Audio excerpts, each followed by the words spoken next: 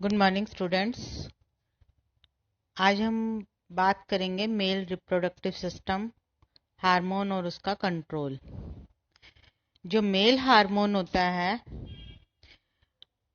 उसमें वो दो हार्मोन्स, मेजर हार्मोन्स के द्वारा कंट्रोल्ड रहता है यौवन अवस्था में, खासकर प्यूबर्टी के दौरान। एफएसएच और एलएच। एफएसएच का कार्य क्या होता है? वो स्पर्मेटोजेनेसिस की क्रिया को अपना योगदान देता है। एलएच जो है वो टेस्टोस्टेरोन का सिक्रीशन करता है। तो ये हमने बात की मेल हार्मोन की। मेल हार्मोन जो है वो प्यूबर्टी के ऑनसेट पे, जब यौवन अवस्था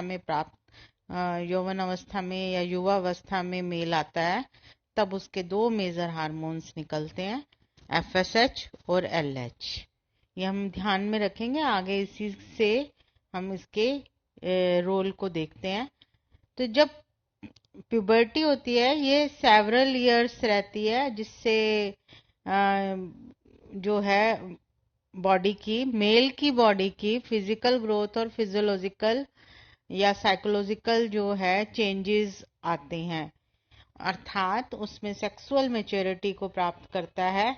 ये जो शुरुआत होती है प्यूबर्टी की, वो एज 11 और 12 बॉयज में शुरू हो जाती है, लेकिन जो प्यूबर्टल डेवलपमेंट होता है वो डिफरेंट पार्ट का सिग्निफिकेंट होता है। उस दौरान क्या होता है, फिजियोलॉजिकल चेंजेस आते हैं बॉडी हर इंडिविजुअल्स के अंदर। जैसे उसकी हाइट बढ़ती है, वेट बढ़ता है, बॉडी का कंपोजिशन स्ट्रांग होता है, सर्कुलेटरी और रेस्पिरेटरी सिस्टम जो है वो इंक्रीज करता है और स्ट्रांग बनता है। जो ये चेंजेस होते हैं ये हार्मोन्स के द्वारा ही नियंत्रित रहते हैं। अर्थात दूसरे शब्दों में हम बोले तो हार्मोन जो है वो ऑर्गेनाइजेशनल रोल प्ले करता है बॉडी को मजबूत बनाने में मेल के अंदर, और उसके बिहेवियर को मजबूत, साइकोलॉजिकल बिहेवियर को मजबूत बनाने में उसका हार्मोन का बहुत बड़ा रोल है। इससे वो अपनी यौवनावस्था को, मेल जो है वो अपनी यौवनावस्था को प्राप्त करता है। और इस प्यूबर्टी में जो ट्रिगर होता है वो हाइपोथैलेमस से नियंत्रित रहता है। ये जो हाइपोथैलेमस है ये सिक्रीट करता है हाई पल्सेस ऑफ जीएनआरएच, अर्थात गोनाडोट्रोपिन रिलीजिंग हार्मोन को स्रावित करता है, जिसके रिस्पॉन्स से पिट्यूटरी ग्लैंड जो है वो फॉलिकल स्टिमुलेटिंग हार्मोन को रिलीज करती है। और दूसरा कौन सा हार्मोन हमने पढ़ा है? एलएच, अर्थात ल्यूटेनाइजिंग हार्मोन को स्रावित करती है। तो जीएनआरएच जो कि हाइपोथैलेमस से, डायग्राम में भी आप देख सकते हो, हाइपोथैलेमस से जीएनआरएच निकला, उससे इंटीरियर पिट्यूटरी ग्लैंड को ट्रिगर किया। इंटीरियर पिट्यूटरी ग्लैंड ने क्या किया? एफएसएच को रिलीज किया। एफएसएच जो है टेस्टिस में पहुंचता है। फिर आगे हम देखते हैं वो वहाँ क्या क्रिया करता है। एंटीरियर पिट्यूटरी ग्लैंड से ही एलएच निकलता है और वो टेस्टिस में पहुंचता है।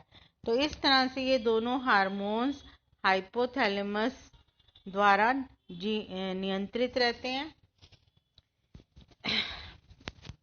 अब ये जो हार्मोन है ये पहली बार इसी तरह से निकाले जाते हैं और एफएसएच जो है वो टेस्टिस में एंटर करता है। फिर ये टेस्टिस की सर्टोली सेल्स में जो है वहां पर पहुंच करके उसको स्पर्म सेल्स को हेल्प करता है, उसको नरिश करता है कि वो टेस्टिस प्रोड्यूस करे या फैसिलिटेट करे स्पर्मेटोजेनेसिस की क्रिया शुरू करे, अर्थात स्पर्म बनाने लग जाए। तो टेस्टिस जो है वो एफएसएच के द्वारा जो नियंत्रित होकर के स्पर्मेटोजेनेसिस की क्रिया के द्वारा स्पर्म्स का निर्माण शुरू कर देती है। LH जो है वो भी टेस्टिस में एंटर करता है, हमने डायग्राम में देखा है। वो भी स्टिमुलेट करता है इंटरस्टिशियल सेल्स को, जो टेस्टिस के बीच बीच में फॉलिकल्स जो पड़े रहते हैं उसके अंदर, वो उनको कहते हैं लेडिक सेल्स। ये लेडिक सेल को स्टिमुलेट करता है। ये लेडिक सेल्स क्या करती है, स्टिमुलेशन के द्वारा टेस्टोस्टेरोन हार्मोन जो है वो टेस्टिस में निकालती है। ये टेस्टोस्टेरोन ब्लड के द्वारा और ऑर्गन्स में पहुंचता है और वहां पर क्या करेगा, सेकेंडरी सेक्सुअल कैरेक्टर्स को डेवलप करता है। अर्थात हार्ट में पहुंचेगा तो हार्ट की जो मसल्स है उनको स्ट्रॉन्ग करेगा, रेस्पिरेशन सिस्टम को स्ट्रॉन्ग करेगा, स्केलेटन सिस्टम जो कि हमारा कंकालीय तंत्र है उसमें बोन्स को, मसल्स को, वहां जाकर के उसकी ग्रोथ को बढ़ाता है और वहां वो क्या करता है, यौवनावस्था को मेल जो है वो प्राप्त करता है। तो मेल जो है यौवनावस्था को प्राप्त करता है, जिससे वो क्या है, उसमें स्पर्मेटोजेनेसिस की क्रिया शुरू हो जाती है और स्पर्म का प्रोडक्शन टेस्टिस में शुरुआत हो जाती है। सेकेंडरी सेक्सुअल कैरेक्टर्स क्या होते हैं, उसमें वॉइस जो है मेल की वो चेंज हो जाती है, ग्रोथ ऑफ द फेशियल और एक्सिलरी और प्यूबिक हेयर ये बनने लग जाते हैं और beginning of the sex drive शुरू हो जाती है। अब हम इसको आगे देखें तो ये जो नेगेटिव फीडबैक सिस्टम जो होता है इसका कैसे कंट्रोल होगा। हर बार ये क्या टेस्टोस्टेरोन निकलता ही रहेगा, स्पर्मेटोजेनेसिस की क्रिया होती ही रहेगी, यानी अर्थात एफएसएच और एलएच हमेशा लगातार ट्रिगर करते रहेंगे टेस्टिस को। नहीं, ऐसा नहीं होता, कोई भी इसको कंट्रोल होता है, इसका न्यूरो एंडोक्राइन कंट्रोल होता है। वो कैसे होता है, वो नेगेटिव फीडबैक सिस्टम के द्वारा होता है। इसमें क्या होता है कि टेस्टोस्टेरोन का जो लेवल जैसे ही राइज करता है तो ये हाइपोथैलेमस, ब्लड में फ्लो कर रहा है ये टेस्टोस्टेरोन, तो ये हाइपोथैलेमस में जाता है। तो वहां पे यदि वो रीड करता है तो देखता है कि एंटीरियर पिट्यूटरी ग्लैंड को इनहिबिट करता है और खुद का भी जीएनआरएच का जो लेवल है उसको लो करता है, जिसकी वजह से एफएसएच और एलएच जो कहाँ से निकल रहे थे, एंटीरियर पिट्यूटरी ग्लैंड से, उनको भी जो है रिलीज करने में रिलीज करने की को इनहिबिट करता है या कम करता है। तो जिससे सर्टोली सेल्स जो होती है वो हार्मोन एक निकालती है, इनहिबिन।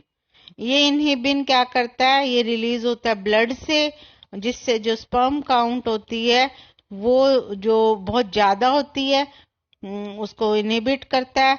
इसी तरह जीएनआरएच और एफएसएच जब इनहिबिट हो जाते हैं तो स्पर्मेटोजेनेसिस की ऑटोमेटिकली क्रिया क्या होती है, लो हो जाती है या स्लोअर डाउन हो जाती है।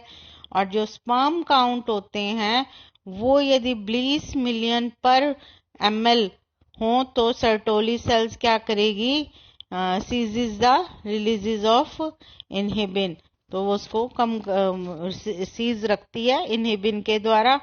और जैसे ही इसकी मात्रा इससे कम गिरती है तो ये दोबारा से स्पर्म काउंट को इंक्रीज करने के लिए ब्लड स्ट्रीम के द्वारा जीएनआरएच को एक्टिव किया जाता है। वो कहाँ से किया जाएगा, उसी तरह से डायग्राम में फिर हम दोबारा रिव्यू कर सकते हैं। जीएनआरएच ये जो नेगेटिव रेड कलर में दिख रहे हैं नेगेटिव है, जैसे कि सर्टोली सेल्स क्या कर रही है, इनहिबिन निकाल रही है, वो एंटीरियर पिट्यूटरी ग्लैंड को वो क्या कर रहा है, सीजीज कर रहा है कि एफएसएच और एलएच नहीं निकालना। इसी तरह जो लेडिक सेल्स है उससे टेस्टोस्टेरोन जो है वो ब्लड की द्वारा जाता है, वो हाइपोथैलेमस को भी कहता है कि जीएनआरएच को सीजेस करो या उसको बंद करो, जिससे एंटीरियर पिट्यूटरी को भी निर्देश मिलते हैं और वो एफएसएच को नहीं, एफएसएच को सीज कर देती है, नहीं निकलने देती है। इसी तरह से लेडिक सेल्स जो है जो ये सर्टोली सेल्स को भी जो है बढ़ाती रहती है, उसका भी एक एफएसएच को प्रोडक्शन करने में भी है। तो देखें यदि हम पूरा एक व्यू लें, ओवरव्यू, तो हाइपोथैलेमस, एंटीरियर पिट्यूटरी ग्लैंड और टेस्टिस, इन तीनों का न्यूरो एंडोक्राइन कंट्रोल है। और ये एंडोक्राइन कंट्रोल कैसे, हाइपोथैलेमस में जितनी भी नर्व्स होती हैं वो न्यूरो एंडोक्राइंस होती हैं।